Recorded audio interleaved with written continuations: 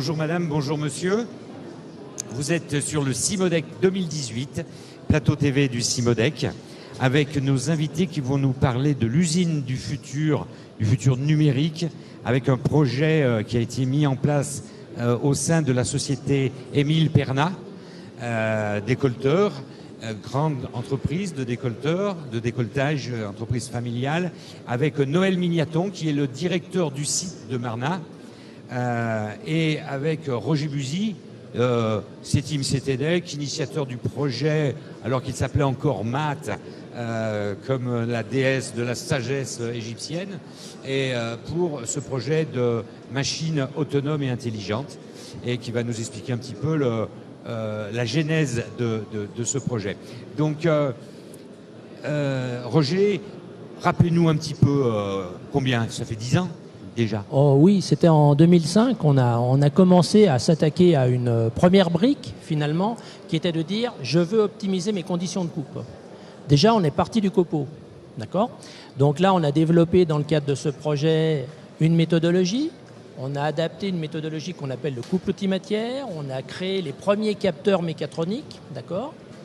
Et si vous voulez, on a déjà répondu à la problématique de dire optimiser les conditions de coupe, avoir de bons outils, les sélectionner, etc.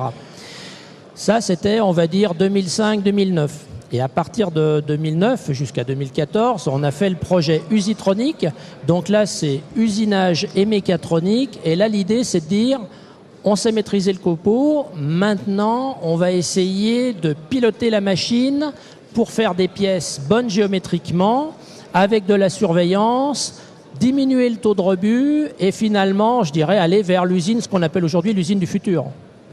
Que je comprenne bien, Usitronic, c'est de dire, à un moment donné, on met un appareil qui va dire je mesure la pièce, je mesure cette cote, elle est en train de dévarier en quelque sorte, et j'envoie l'information à la commande numérique pour qu'elle corrige, qu'elle fasse le correcteur d'outils, oui, et qu'elle remette la cote dans la moyenne du SPC, par exemple. Voilà, c'est-à-dire c'est l'auto-adaptation telle qu'on l'avait définie, moyen de mesure, dans l'occurrence faire des pièces bonnes, donc ça veut dire une tridimensionnelle ou un moyen de contrôle quel qu'il soit.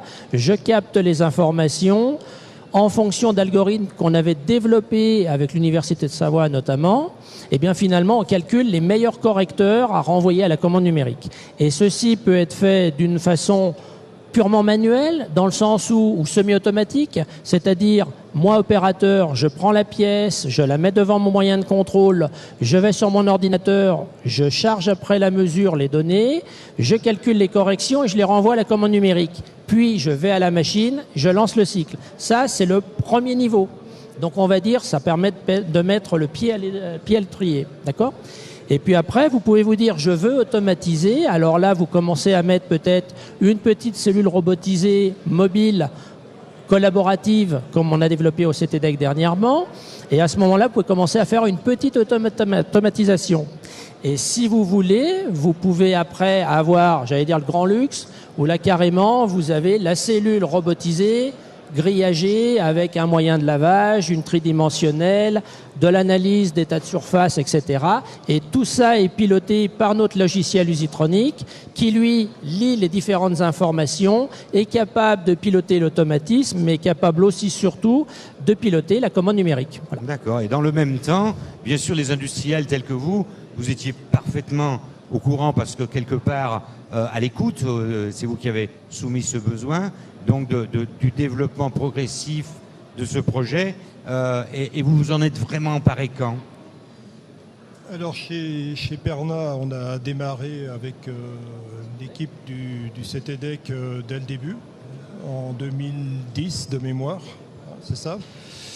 Et le démonstrateur, donc le premier outil, a fonctionné en 2014, donc 4 ans après, sur les fonctionnalités qui viennent d'être citées, c'est-à-dire contrôle des pièces et correction automatique sur la machine.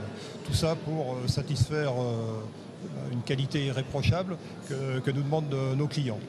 Chez Perna, on est sur des produits avec des tolérances très serrées qui nécessitaient un contrôle 100% réalisé par nos opérateurs sur la machine.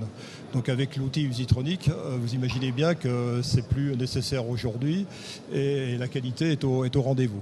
Mais Usitronic, c'était pas que ça, c'était également l'optimisation des conditions de coupe, optimisation des conditions de marche, avec Cut Optimizer qui a été installé dans le cadre de ce projet également. D'accord, donc voilà. Cut Optimizer, on n'en a pas parlé, mais c'est effectivement l'optimisation des conditions de coupe par la mesure piézoélectrique des forces de coupe sur telle et telle matière, avec le coupe multimatière.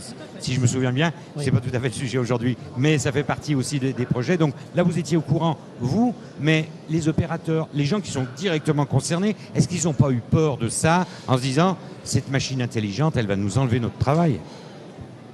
Peut-être au début, puisque quand on a démarré le projet avec le CTDEC, c'était d'abord sur l'aspect industriel, comme on vient de l'évoquer.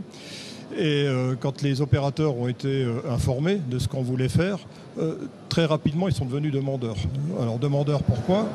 Parce qu'ils se sont bien rendus compte qu'ils faisaient un travail un petit peu fastidieux, un petit peu ingrat. Le contrôle 100%, c'est pas vraiment ce qu'on demande à un opérateur sur sa machine.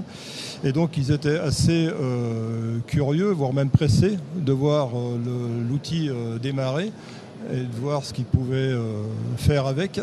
Ils se le sont appropriés. Et ils se sont appropriés, pourquoi ? Parce que ça leur a certes enlevé un travail, mais un travail qui n'est pas vraiment leur boulot, de faire du contrôle 100% et de pouvoir faire des choses beaucoup plus intéressantes.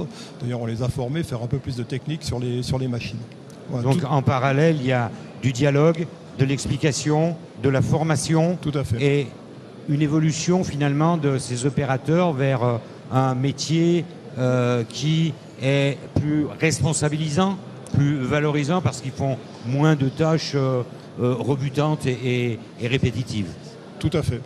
Tout à fait, c'est exactement ça. Je rajouterais même l'aspect sécurité, puisque quand on contrôle plusieurs centaines de pièces par équipe avec un geste répétitif, donc les problèmes de TMS, de troubles musculo-squelettiques, va commencer à apparaître dans l'entreprise. Il n'y a plus maintenant, puisque l'opérateur n'a plus ce contrôle à faire, c'est la machine qui le fait. Et il y a toujours un opérateur qui surveille plusieurs machines. Comment ça s'est passé en termes d'évolution du nombre de personnes autour de cette même production? Et que s'est-il passé, vous en tant que directeur de site, vous devez avoir ce recul économique pour pouvoir le dire, en termes de valeur ajoutée? Il y a un gain déjà sur la qualité. Puisque le taux de rebut avec ce système a été divisé par 2, voire même plus. Et sur l'aspect personnel, évidemment qu'on peut se permettre, avec cet outil-là, donc Usitronic, de confier plus de machines à notre personnel de production. Donc il y a de la productivité, c'est clair, à la clé. Donc valorisation de l'homme, meilleure valeur ajoutée, meilleure rentabilité, je suppose. Votre client des clients heureux satisfaits parce qu'ils ont des pièces réputées à 100% bonnes. Nos machines, quand ils viennent nous auditer, ils repartent confiants. Et donc cet exemple-là, on en a parlé bien sûr dans la vallée de l'Arve. Ça fait tache d'huile aujourd'hui, comment ça se passe? Oui, ça commence à faire bien tache d'huile, effectivement. On commence à avoir des installations potentielles à l'étranger.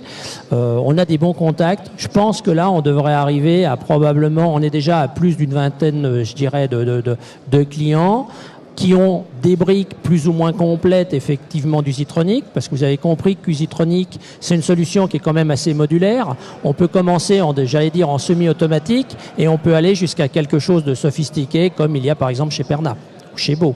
Donc, oui, on commence à avoir de bons contacts, et on a de bonnes perspectives pour les années qui viennent. vous-même, au sein de l'entreprise, vous multipliez ce type d'expérience. Le démonstrateur a fait des petits, effectivement, puisque aujourd'hui, donc en plus du démonstrateur qui a démarré en 2014, on a 4 machines équipées. Et puis on a le projet d'en équiper encore 4 sur cette fin d'année et l'année prochaine.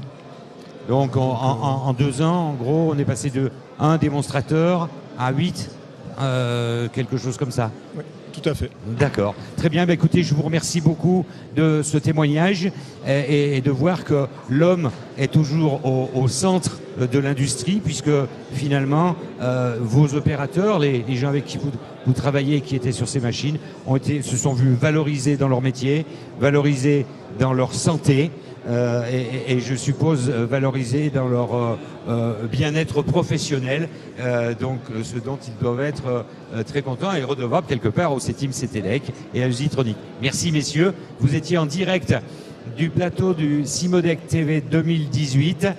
Bonsoir ou bonjour et bonne journée mesdames et messieurs et bonne visite du CIMODEC en partenariat avec la revue Machine Production.